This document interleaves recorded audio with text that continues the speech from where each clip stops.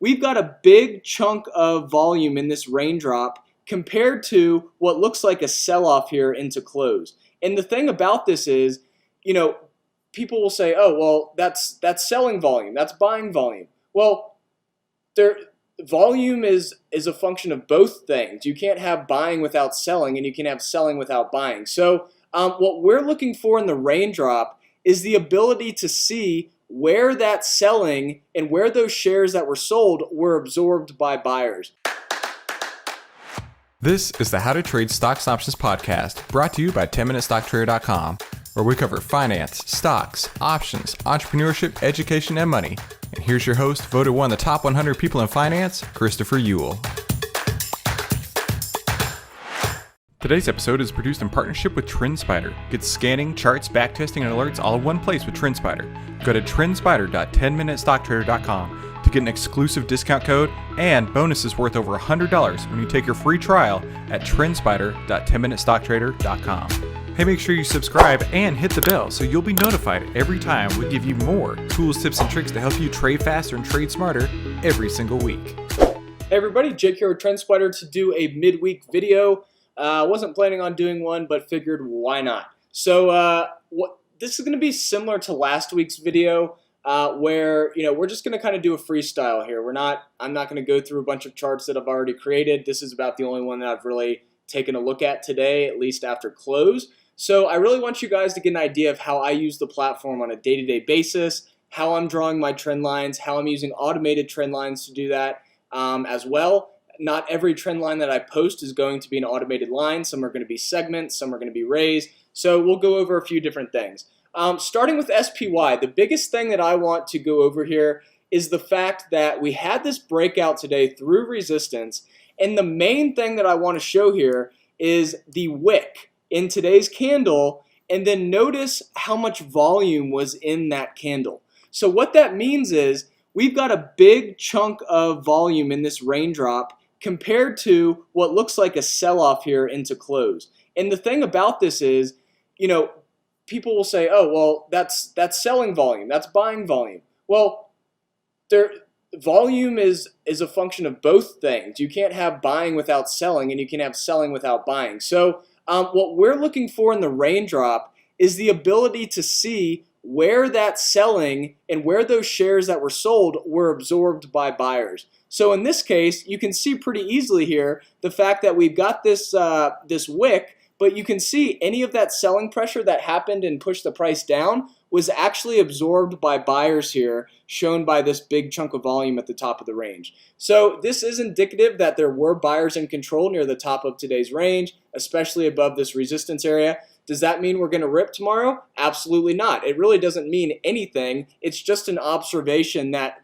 volume was being absorbed near the high of the day. Now, there are plenty of case studies where you do have continuations here, and there's plenty of case studies where you don't. I would personally say after doing this for about a year with raindrops, there's a lot more case studies of continuation after this type of setup than not. So for example, if we go to Spotify, this is a really cool, oops, I did SPY, not spot. We go to Spotify. This was something that was really interesting over the last few days, or not Spotify, Shopify. Whoops, my bad. All right, so what we have here is we've got the daily candle, and then we've got the raindrop daily candle. And what you can see here from yesterday, you can see really something pretty fascinating happen. Notice that we clearly closed above this resistance line, but you can see all of that volume within that wick was actually buyers absorbing supply. And you can see that because you've got this big chunk of volume at the top. So is that buying or selling volume? As I mentioned, it's neither. It's buyers absorbing the selling, people selling shares up here. If there were no buyers above this trend line, we wouldn't see volume here. We'd see it allocated somewhere else along the range. But we know that buyers were able to absorb the supply, and there was conviction by the buyers yesterday, and look what happens today. An absolutely massive rip to the upside, even another balloon candle here, showing that buyers definitely were absorbing any of that supply near the top of the range. And who knows, this may even actually have a continued move up into the last day of the week. But as I mentioned, I generally like to use these raindrop kind of balloon setups around resistance. Once you've already got this big of a move, it kind of is a little less, what I'd say, kind of important to look at. However, it is important to note that there was a lot of buyers absorbing that supply near the top of the range in today's candle as well. But you can see we pretty much closed at the high of the day, so that would kind of make sense that we do have a lot of that volume up there. Moving on, let's go back to the broad markets. We'll go to QQQ, and you can see here that we really clearly hit new all-time highs today and closed at new all-time highs.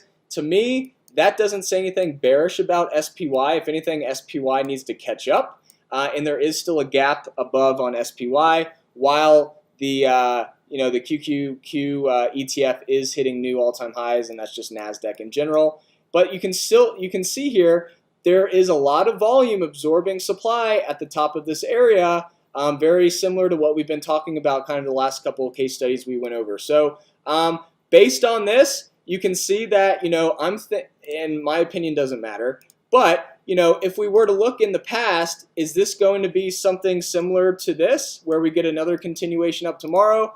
We'll just have to see what happens, but a lot of people are still bearish, and generally when you have that much fuel, the fire just keeps burning. So that is QQQ. IWM is one that, did have a rough day, but it is still holding this area. Notice what I did here. I did an anchored VWAP from this previous test of resistance, and I created the original anchored VWAP, and then you can see through the properties area, I created a percentage band. So that means I went up 1.5% from the Alpha Trends anchored VWAP, and so essentially I'm able to pick a range of the anchored VWAP rather than just say, the precise exact price of the anchored VWAP. This allows us to catch some of these moves. Notice that, this isn't, if we remove this offset here, you'll see that the price isn't really being, isn't respecting the anchored VWAP as much. But if you add that offset, that 1.5% offset, you can see that you're really able to capture some of that kind of that margin of error around the line, and that tells us a much better story and actually acted as almost a perfect level of interest for sellers above, at least for now. So based on the raindrop, it's kind of opposite what we're seeing here. So if I do just remove this, you'll see that a lot of the volume was not at the top of the range today. A lot of the volume, especially during the second half of the day, was focused near the low of the day. And so does that mean that, risk is starting to kind of be turned off because generally small caps are riskier? We'll just have to see what happens moves in the broad markets if this does start to break down. Going into XBI, this is one that's been pretty fascinating to watch. Really just support acting, or previous resistance acting as support here. So we've been watching this over the last few days. Clearly, we have three different areas, or multiple areas. That's 3, 4, 5 times this resistance area was tested. We finally broke out, pulled back, and now it's looking like we're almost creating this kind of a bull flag here. Notice that we've got a very defined initial kind of impulse move up, and then we've got a very defined flag starting to form here. So if I just create a line here, and this is kind of, let's make this a little more clean, and then all I'm doing is I'm holding down the command key, clicking, and I'm cloning, and all of a sudden we now have a pretty strong bull flag into tomorrow. And if you notice here, look at the raindrop. We do have volume within that wick. So if we split the screen here and we go to the hollow candle versus the raindrop, you'll see that it looks like there wasn't a lot of action because we pretty much almost have like a doji here. But then you look at the raindrop and there's clearly volume supporting price above this resistance line on the bull flag. So definitely something to keep in mind into tomorrow. Anything can happen in the market, but let's just go ahead and put an anchored volume by price here and see where a majority of those shares are holding. So if we start the volume by price here, this is exactly what you want to see with this type of setup on the volume by price. Notice since this June 12th low, you've got what we call a volume shelf forming here, and these volume shelves generally like to act as a base for price to move up. So that's definitely something to keep in mind into tomorrow. Clearly, buyers starting to step in, or we just have supply drying up. And remember, you do not have to have an increase in demand for the price to go up. You just need to have demand remain constant and supply to decrease. And if you're interested more on how that works, you can check out our video on the supply and demand curves. Just type in Trendspider, supply and demand curves, and we go over that to kind of explain that logic. So that is XBI. Let's move on to Amazon. This was a big mover today. Absolutely ripped through this ascending wedge. And a lot of people consider ascending wedges something that are typically bearish. Well, I've seen more ascending wedges break to the upside than the downside, and especially, you can see a lot of that volume is near the top of the range here in the candle. So you can see during the second half of the day, buyers were in control over this trend line. So will there be continuation up tomorrow? We'll just have to see. One thing that I want to point out here, notice this candle here, right? This has a big range and a very small body here. So you can see there's a lot of wick here to work with. And if we go to the raindrop, we see something that we weren't seeing in the other charts, right? We're actually seeing no volume, no buyers supporting the price here. So remember, this is a hollow candle, meaning buyers were technically in control from the open to the close. But then if you go to the raindrop, you can see this was a red raindrop, meaning that the volume weighted average price, this right-hand bar here, was lower than the volume weighted average price for the first half of the day. And you can see a majority of that volume, this big bulb of volume, was focused at the low of the day. Pretty much opposite of what we want to see on a balloon. And look what happened 2 days later. You had a strong continuation down to test this support before making the next move up. And now we are clearly breaking out big time here. And we'll just have to see what happens. But, a candle that looks similar is Tesla today. Just an absolute rip. However, we did not actually close through this resistance line. This is a line that I personally drew. This isn't an automated line. But what I want to show here is we've got a lot of volume near the top of the range. I personally would have liked to see this bulb fully over this resistance line to show buyers were clearly in control over this area, but notice we did not actually break through it, and you can see that we closed right below this resistance line. Now, I want to go into an example of using the automated trend lines because there are some great examples of using these. Home Depot is a cool example here. Essentially, all I need to do is turn on the trends feature. I'm going to go to enhanced, and then I'm going to go to wick to wick. And then the last one is ignore. We're ignoring gaps in price. And so if we apply this, look what happens. Without me having to do anything, I have a bunch of lines that pop up, and there's a ton of permutations that can occur within these combinations of lines. So notice here, I can click here, I can click here, and that's one perspective. Doesn't mean it's the right perspective or the wrong perspective. It's just one perspective out of probably 100 plus that you could make with these lines.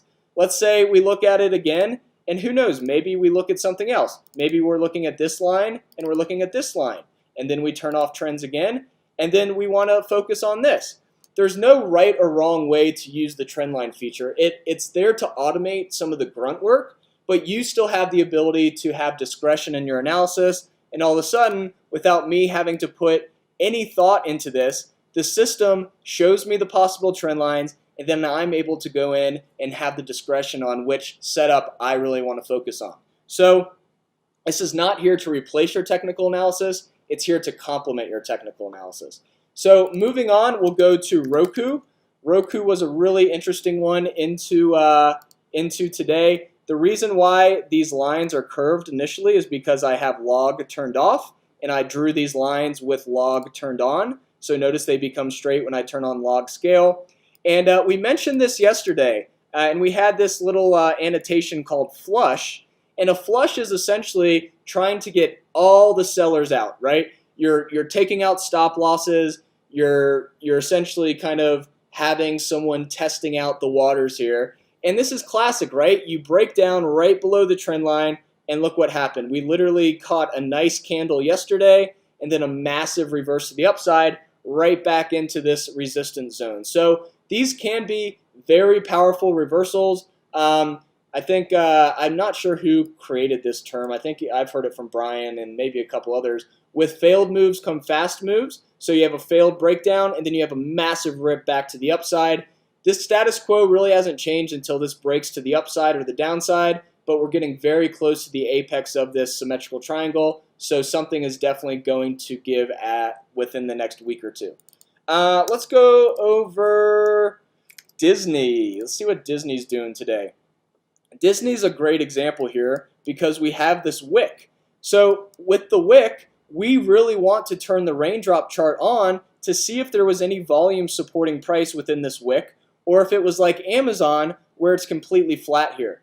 So if I go and compare the hollow candle versus the raindrop, we'll see and get an idea if buyers were in control at all today. So in this case, we can see not really. This is very similar to that Amazon setup where we had that flat kind of area up top. And remember, if there were buyers here, we'd have a big chunk of volume at the top here because we know that buyers were kind of absorbing supply. But since there were no buyers at the top of this range, the price had to drop in order to find buyers here. So notice this is very similar to that Amazon example we went over, and this isn't what I would call a very strong raindrop into tomorrow. So that is Disney. Let's go over, I'm trying to think of, let's do Facebook. Facebook absolutely ripped today. This is the kind of candle you want to see. And this is a really cool example as well of the Alpha Trends anchored VWAP using the what I like to call passing the baton strategy. So for example here, we anchored the volume weighted average price initially from this March 18th low, and then we also anchor it from this next test. Technically, I guess you could anchor it from this area too, but I personally want to wait a little. This happened literally 2 days later. I want to see the price move up a little bit, pull back, respect this area, and then I'll anchor it from here. Notice that this anchored VWAP then acts as almost perfect resistance here. You could also anchor the VWAP from here, and you can see how well the price respected this area here. And then once again, we almost closed right at it on June 26th before reversing hard.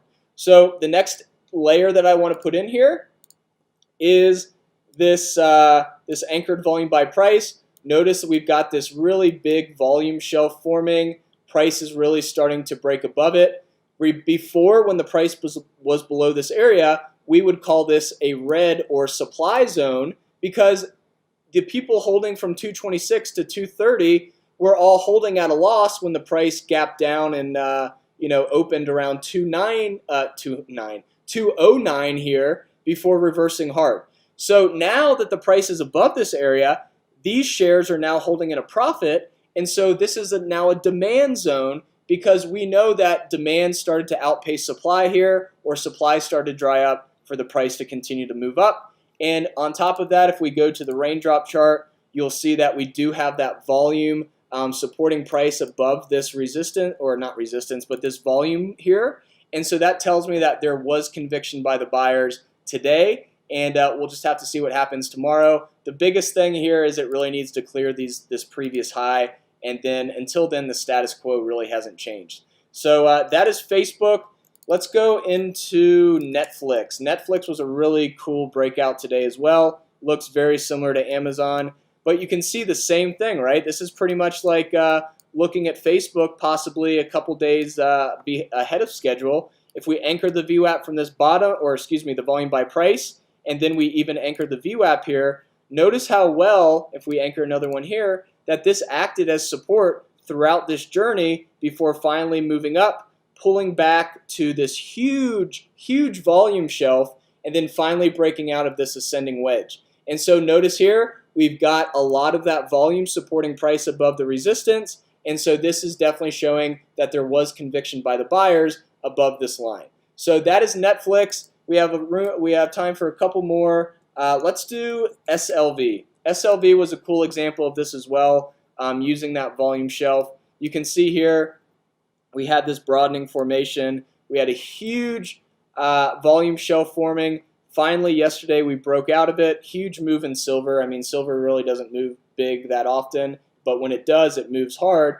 But notice here, we kind of have this blue raindrop forming right at previous resistance, now acting as support. And we'll just have to see if this is a blue raindrop showing the next leg up, notice that every time you've got a blue raindrop, it's kind of defining that kind of consolidation area. Notice you got to move up, blue raindrop, consolidates for quite a while, moves up, blue raindrop, consolidates for a few days, moves up. Now we're at a blue raindrop again, and we'll have to see if this is kind of a move to the upside or the downside. But there's a lot of volume creating a base here for price. It's going to be hard for price to move back down below this level.